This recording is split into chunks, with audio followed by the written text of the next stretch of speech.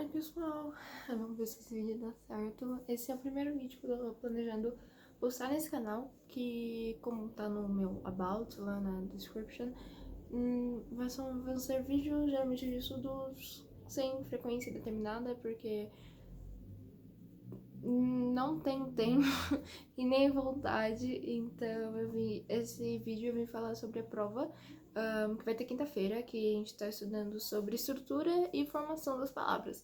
Então eu vim falar sobre o assunto, estudar, e se alguém quiser ver, talvez ajude nos estudos. Essa posição dessa câmera eu sei que está horrível, e eu também, desse jeito, mas enfim, vamos lá. Bom, então a gente começou falando sobre a estrutura da palavra. A estrutura da palavra, ela vai ser composta por morfemas, que vão ser unidades mínimas de significado da palavra, ou seja, vão ser pequenos pedaços da palavra, e cada uma delas vai ter um significado.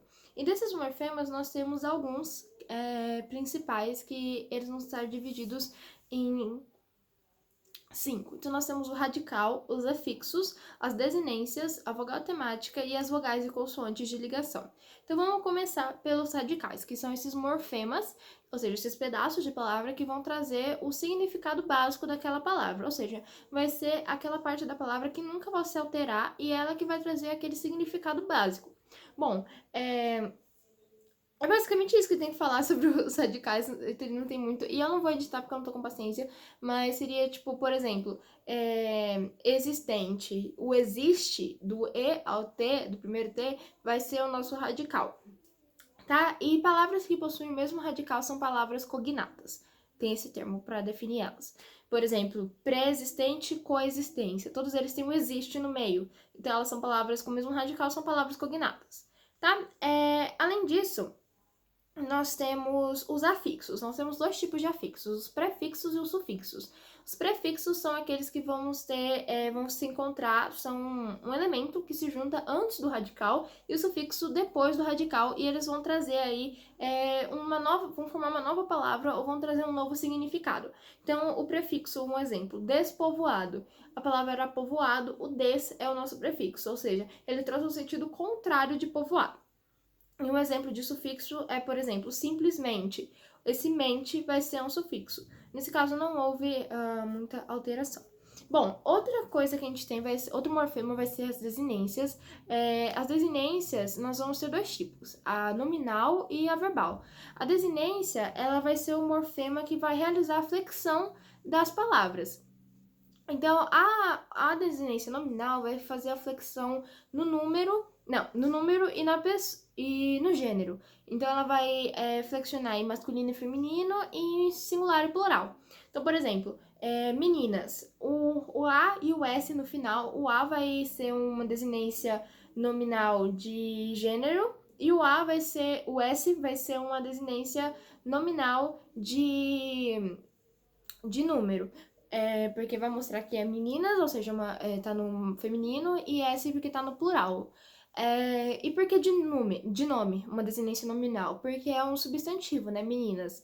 Então, ela vai ser uma desinência nominal. Mas também nós temos desinências verbais, ou seja, que vão ser desinências do verbo.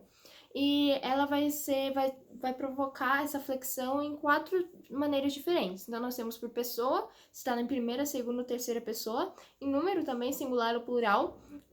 Nós temos em modo, se é indicativo, subjuntivo ou imperativo. E também, desculpa, gente, eu devia ter deixado uma colinha, claramente, né? A cabeça não está muito boa. E também de tempo, ser passado, presente ou futuro. Então, a desinência verbal, ela vai indicar tudo isso. Por exemplo, o verbo pensaremos. O mos, no final, ele vai indicar que tá no nós, ou seja, na primeira pessoa do plural, e número também. Vai indicar pessoa e número, mos. E o re vai indicar o modo temporal, ou seja, vai indicar o modo e o tempo. Nós pensaremos, tá no futuro, e aí eu não sei, gente, qual que é o modo, mas tá em algum modo está indicando. Mas enfim, vocês estão entendendo, né? Eu tô correndo um pouco por conta do armazenamento do meu celular, me perdoem. Bom, já em relação à vogal temática, ela vai ter a função de ligar o radical às desinências. E nós também vamos ter dois tipos, a verbal e a nominal. A verbal, ela vai indicar a terminação do verbo, ou seja, se vai ser o verbo termina em ar, er ou ir.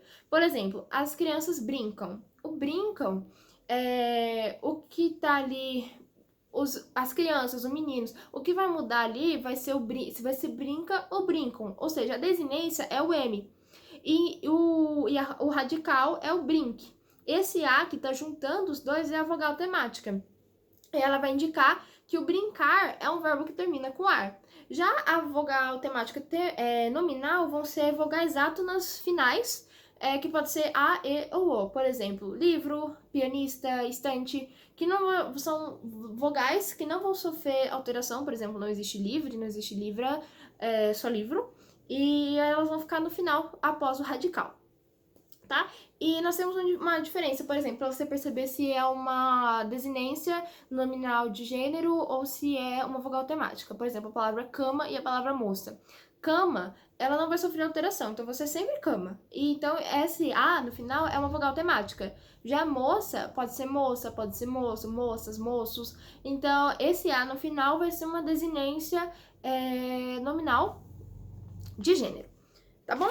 E agora o último desse tema, eu acho que eu vou dividir esse vídeo em dois, tá? Então esse aqui vai ser da estrutura das palavras e tem outro de formação das palavras. Bom, além disso, antes da vogal e consoante de ligação, tem um pequeno destaque aqui, que quando você junta o radical e a vogal temática, por exemplo, ali em livro, você forma um tema. É só isso, tema. Não tem mais nada. Formar um tema. E a vogal consoante de ligação, ela vai unir os radicais a sufixos para facilitar a pronúncia. Então, por exemplo, floricultura. O cultura é o nosso sufixo e flor é o nosso radical. Se fosse só florcultura, fica um pouco esquisito na hora de falar. Ou seja, a pronúncia não é tão legal. Então, o que a gente vai fazer? É adicionar esse i, que é uma vogal, que vai facilitar a pronúncia, que é a vogal de ligação. E a mesma coisa acontece às vezes com consoante. Por exemplo, na palavra paulada.